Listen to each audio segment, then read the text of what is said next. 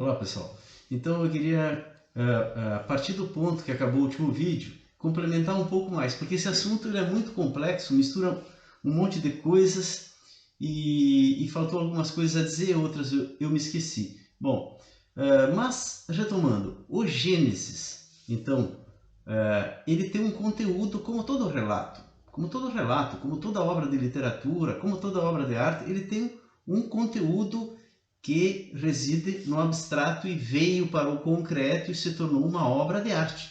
Porque, na verdade, o Gênesis é também literatura, né? E o Heidegger, que tem um livro sobre isso, é a origem da obra de arte, em que ele fala um pouco isso, né? De onde vem a arte? De onde que ela vem? Ela vem do não ente, porque ela se torna ente vindo de algum lugar. E o artista? Ele é um meio, digamos, através do qual a arte vem e se transforma numa coisa no mundo que funda o mundo. Segundo Heidegger, a arte funda o mundo, porque na verdade ele é um produto que veio do abstrato e ele é uma maneira onde a gente se mira, onde a gente diz uma determinada sociedade o que ela é, né? Então a gente vai no cinema para se ver, se comparar, a gente vê uma novela para se comparar, a gente canta uma música para se comparar, a gente olha uma tela para se comparar, para se ver, para sentir e para se dizer quem a gente é.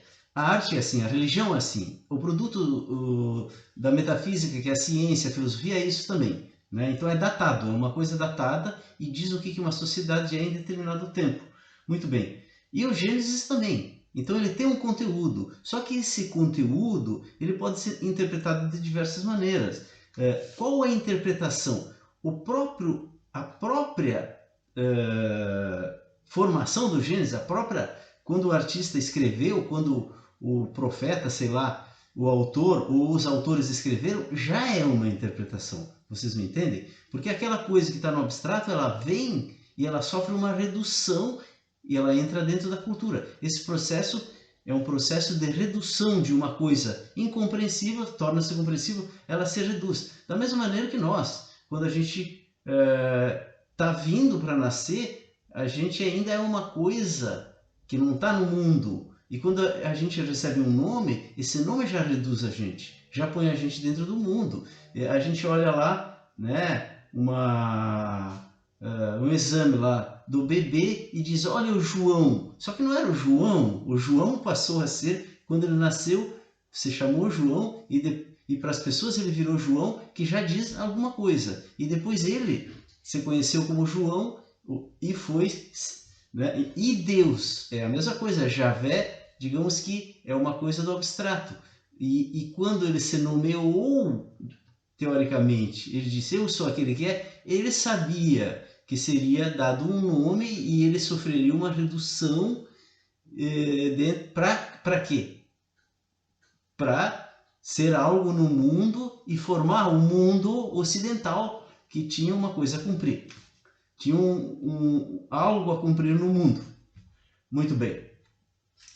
Mas aquela interpretação que os autores do Gênesis deram para a historinha essa, certo? É como uma criança que dá uma interpretação. Eu acho que eu não consegui explicar muito bem no vídeo, mas agora eu vou tentar explicar melhor.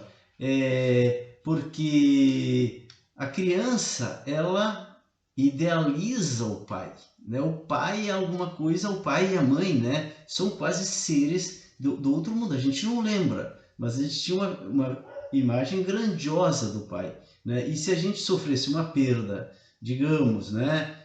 Morresse o pai, morresse a mãe, ou ele se separasse, qual é a interpretação que a criança dá? A culpa é minha, porque eu não cumpri, eu não fiz o que o pai e a mãe disseram, então eu que sou culpado. Por isso que fui expulso do paraíso, certo?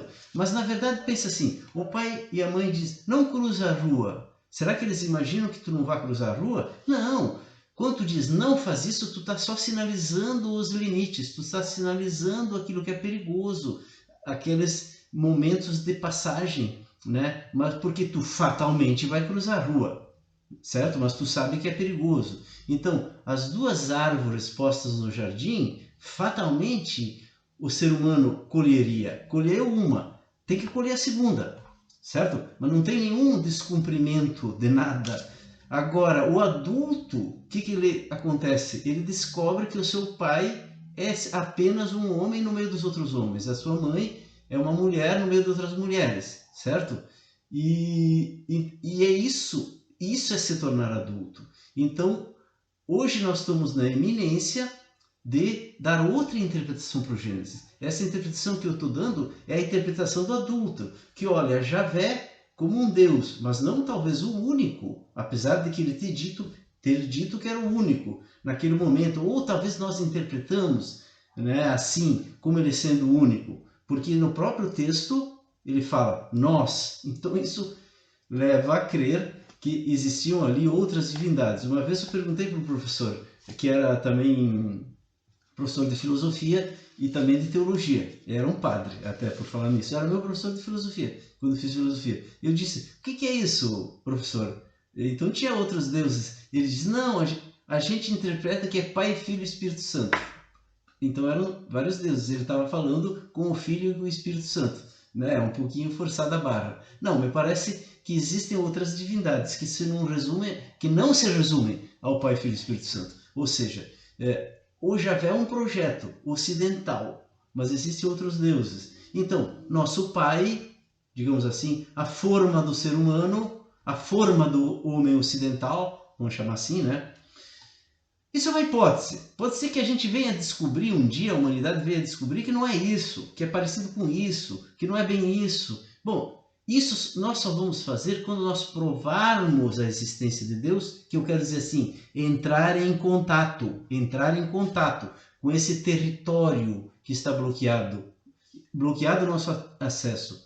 Pelo quê?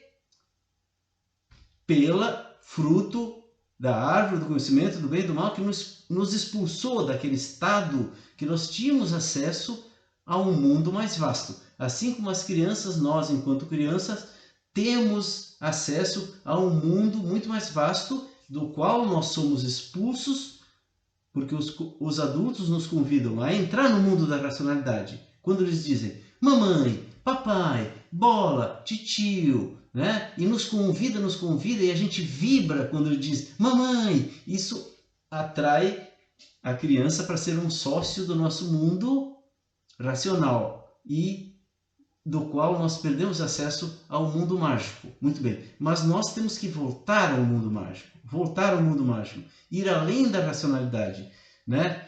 Não voltar atrás, mas ir adiante com a conquista da racionalidade, do fruto da árvore do conhecimento, do bem e do mal. Esse é uma conquista. Nós temos que ir adiante, colher da árvore da vida, e no caminho tem um querubim. Como eu disse para vocês, esse querubim é a racionalidade, que está com uma espada na mão.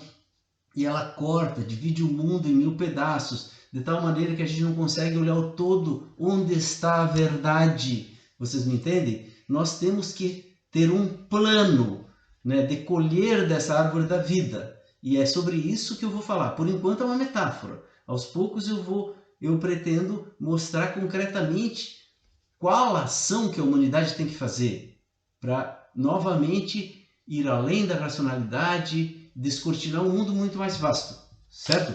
Por que eu não digo diretamente, não desembucho de uma vez? É porque, pessoal, isso, se eu chegar e disser diretamente, é muito fácil que pareça uma coisa muito despropositada ou talvez simples demais, enfim. Para que a gente entenda a grandeza disso, é preciso ir aos poucos colocando o todo da questão, colocando o que está em jogo nessa história, né? Que a humanidade tem que fazer para abrir essa possibilidade. Vocês me permitam ver se eu não esqueci nada, porque dessa vez eu anotei. Muito bem. Eu esqueci no vídeo passado de dizer para vocês de onde vem a arte, a metafísica e a religião. Eu disse que sempre tem um quarto, que está no outro mundo. No caso da arte, da metafísica e da religião, o que é esse quarto que é a base desses três e que dá origem a esses três, na verdade? Então, isso é a loucura, Por quê? Porque essas coisas vêm de um território que ultrapassa a racionalidade. E vem e entra para dentro do nosso mundo, que é racional. Então esse processo de passagem, ele é uma espécie de loucura. Olhado de perto, ele parece uma loucura. Quando um místico religioso cria, né? Imagina Jesus foi lá no deserto e viu coisas, ou ouviu coisas, ou durante sua vida. Isso nos parece quase um maluco, quase alguém ouvindo vozes. É o mesmo tipo de coisa que um esquizofrênico ouve ou vê, né? A mesma coisa um cientista isolado lá e tendo ideias e tentando. Esse processo de surgimento dessas coisas e testagem é um processo que tu não explica racionalmente, ele parece uma loucura. E da mesma maneira, a arte, a produção artística é a mesma coisa. Então o artista, Picasso, aquilo que veio através dele, que veio vindo, que eu descrevi para vocês, mas não só o próprio Picasso, né? O Van Gogh, por exemplo, inclusive, ele morreu maluco, né? E o Nietzsche, por exemplo, é um filósofo que se aproxima muito da arte, ele é muito artista também. Ele misturou arte com ciência, com filosofia, e toda a mistura é perigosa. Por isso que o Nietzsche enlouqueceu, ele morreu completamente louco, cuidado pela sua irmã. Então, a loucura é a base dessas três coisas que vêm para o mundo e formam o mundo, né? Que eu chamo assim, rios do abstrato. Eles brotam lá no abstrato e vêm e se transformam em concreto, e eles usam o cientista, o filósofo, o líder religioso, o cientista como veículo para essas coisas virem para o mundo. Essa é a primeira coisa que eu esqueci, tá? Esse processo de vir do outro mundo para este mundo é uma redução, né? Então, naturalmente, as leis da física são uma simplificação de alguma coisa muito mais vasta. A religião, todas as religiões, são simplificações dentro da cultura de uma coisa muito mais vasta, né? E a filosofia, a ciência, a arte, a mesma coisa. São coisas vastas que se reduzem e transformam numa obra que serve para fundar o nosso mundo. Vocês me entendem? Muito bem.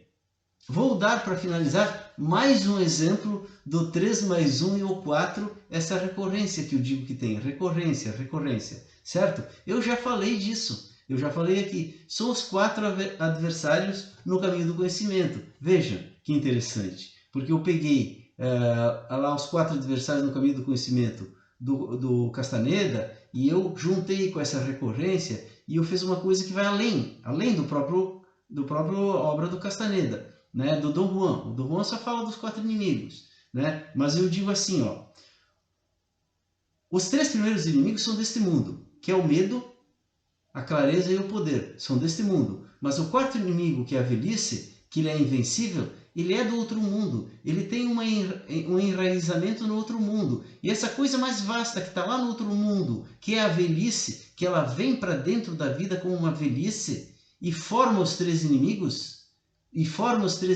do mundo, que é o poder, o medo, a clareza e o poder, é o quê? É o quê? É a morte, pessoal, é a finitude. Ela está lá no outro mundo. É ela que vai nos matando, porque a morte não acontece assim, pum, morrer. Não, ela vai vindo como diz o Heidegger, mais uma vez aqui, ele diz, basta respirar para ter idade suficiente para morrer. Olha só, não é lindo? Basta nascer para ter idade suficiente para morrer. E é exatamente isso. Então a morte, ela desde o nosso primeiro ar, ela nos bate contra a gente, bate, até que a gente morre. E o que acontece? Como que ela bate? Como que ela vai nos desenraizando? Com o medo, com a clareza, com o poder e, por fim, a junção de tudo isso, com a velhice, a decrepitude, digamos, né? Que, enfim, nos vence. Mas toda essa minha filosofia quer dizer para vocês que existe, em tese, uma possibilidade de remover aquela que nos mata, remover aquela que nos põe medo, remover nossos inimigos que nos impedem de viver na plenitude e para sempre. Isso é uma hipótese que eu pretendo ir demonstrando nos últimos vídeos que ainda falei. Um abraço e até o próximo.